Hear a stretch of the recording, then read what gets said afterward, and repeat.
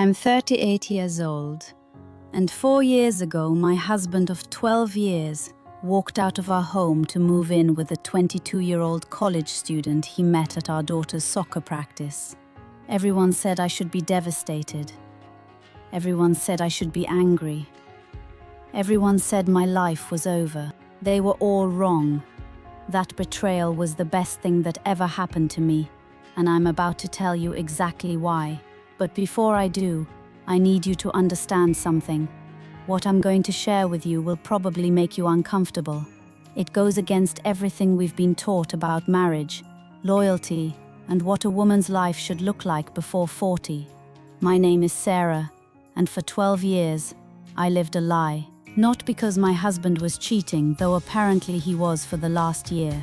No, the lie was much deeper than that. I had convinced myself that being a good wife meant disappearing. I met David when I was 22, fresh out of college, working my first marketing job in Chicago. He was 26, confident, had this way of making me feel like I was the only person in the room.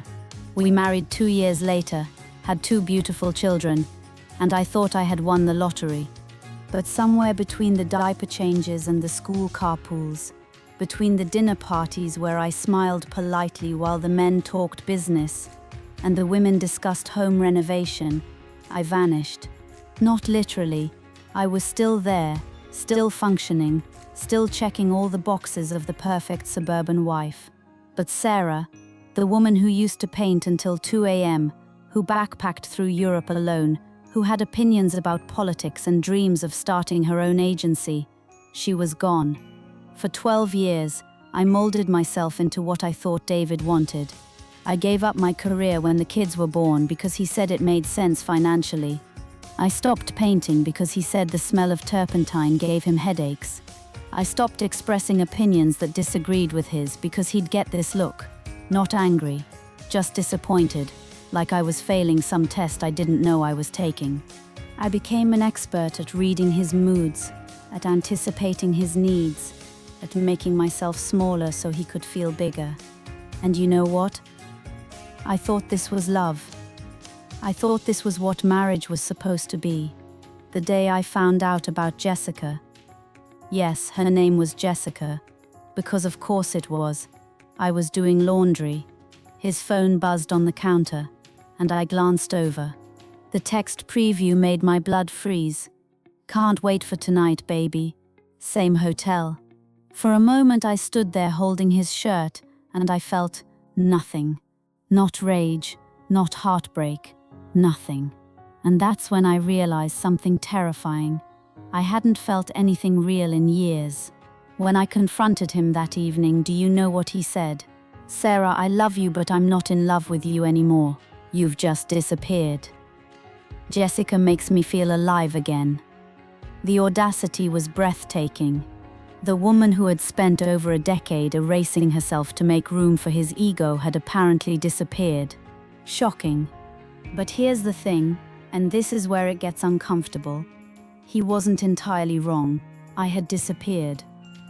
Not because I was boring or old or any of the cruel things I told myself in those first dark weeks. I had disappeared because I had forgotten that my own life was supposed to matter too. For months after he moved out, I felt like I was drowning. Friends would ask how I was doing, and I'd say fine because I had no idea how I actually was.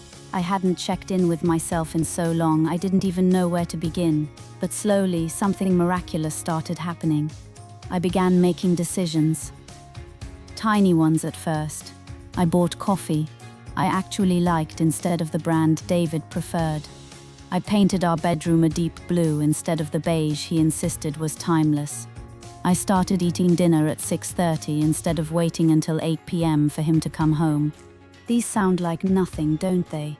But when you've spent over a decade consulting someone else's preferences for every single choice, choosing your own coffee feels revolutionary.